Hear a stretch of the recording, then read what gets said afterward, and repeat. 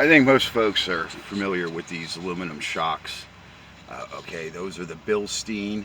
They're the B8 5100 series. We're going to start with that. And I'm going to show you the cab is under construction. And I'm dropping a lot of stuff here and discarding a lot of metal. I've cut all this apart. Hopefully the lighting's cooperating. I'm using these slip-on rockers, and I'm going to illustrate what I did in my future videos. Got to go back to the customer again. He's going to need a little more body glue and a little more metal. There's stuff that's just literally disintegrating. And we're going to save it. He'll get a couple more years out of it. So let me tell you my Bilstein experience. Customer knows the bushing blew out. Okay. This is the problem with what happened with the rough country. You can see this bushing is cracking.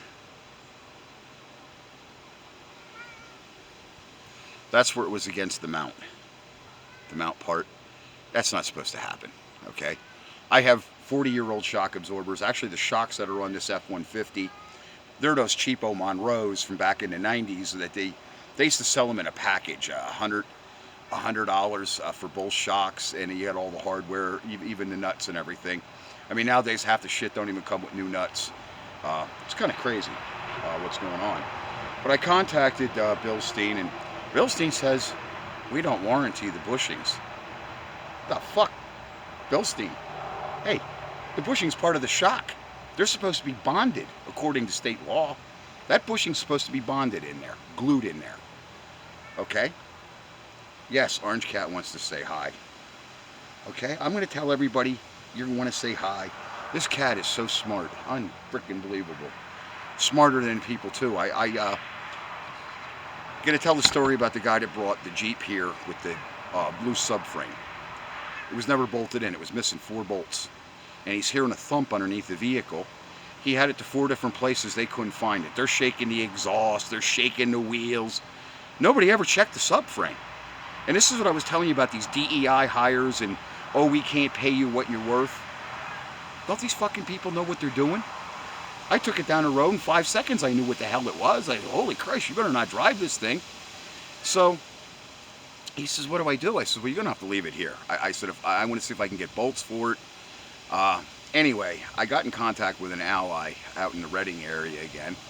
And I told him what happened. I said he had it at 2 dealers. They told him there was nothing wrong with it. They couldn't find out what would, you know, they were saying that it might be time to have shock absorbers because it was 5 years old or 6. It's I think it was a Jeep Compass. So anyway, they towed it out of here. My ally came through for me. So I try to advocate for my customers. So I distribute and resell parts from Summit. So I went to Summit. And this Eric, he's like a retard. I said, don't you understand it? Don't you looking at this 360 degrees? I buy your parts and install your parts on my customer's car. My customer's happy with the service and all this because he's arguing the point that, well, the customer didn't buy the shocks from Summit.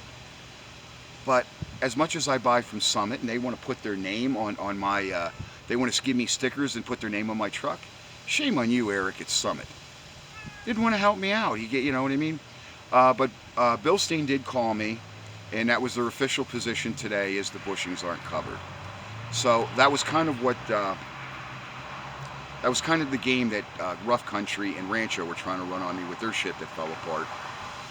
I'm not covering a lot of this simply because I just don't have the time. But when Bilstein, a globally resourced company with all these global entities, and please excuse the wind, you do that to me? You shit all over me, just like Summit? Oh yeah, well you buy our parts. I'm going to help you out. I'm going to get in contact. And they did. Eric did come through to me, but he gave me a hard time. He was failing to understand that I buy their parts, I resell their parts, and the circle, you know, continues. And as soon as you break that circle, it stops, just like with Bilstein. Their name comes off. I'm not advocating buying their product anymore.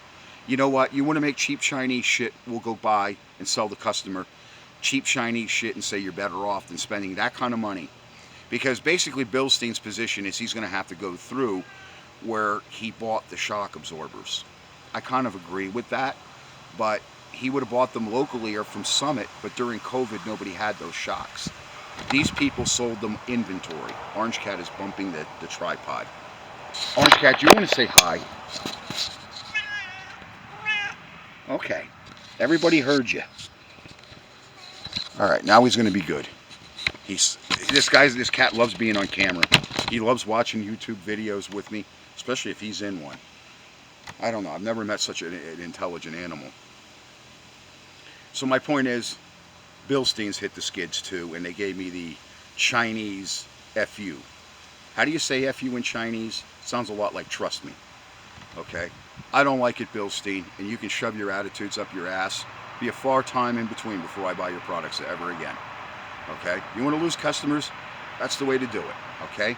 Because just like me, that guy didn't buy that Jeep from me, and I didn't sell it to him used. He came here for help. Why am I going to charge him for something that's it's a factory defect? It's a warranty issue. And the dealer picked up on that because, like I said, I buy specific parts or I refer people. Now these people are starting to know me because I'm not doing this all that long.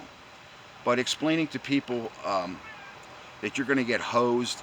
Today you buy something from somebody and that door closes behind you. Just realize it might not open again unless you got money in your hand to buy something else. Good customer service and finding people that can find their ass with both hands today. It's almost impossible. All right, bud. All right, I got to take I'm going to get him some treats so he settles down. He loves being in videos. All right, thank you for watching my videos. And yeah, I got to go after this poor guy again. I'm going to need some brushable seam sealer. He's got a couple stress fractures right in the floor of the truck. Now, I don't know how the hell. They must have been stump jumping with this. Maybe that's why they put the 5-inch lift on it. It looks like they were stump jumping with it. That because of what was bent underneath and the stress fracture. I'm going, now I got to pull up the carpet, take the other seat out. You know. Okay. But giving a customer, I mean, I'm going to give him an option. He doesn't have to have it done, but does he want water back up on top of new work and in the cab again? The door seals, they definitely got to get replaced. I ordered them. I think they're sitting in the shop there somewhere, but we're a long ways off from putting the seals in there. I mean, not that long. This is going to take me another couple weeks, maybe 2-3 weeks. In between that, I got to do that Nissan. I got to do this bed, and then I want to get this other gentleman's truck in here. Hopefully, his is nowhere near. I asked them to bring that truck here so I can get it up on ramps, look underneath it, and see what it needs. Hopefully, they're going to heed my message. So. And Dale, I think it's Dale Smith or Dale Schmidt. Oh, yeah, he says thank you to every video. Okay, let me know why you're thanking me anyway. I do let people know about bad products. Hopefully you guys can understand with this wind. I know this wind affects this camera and the microphone. Thanks.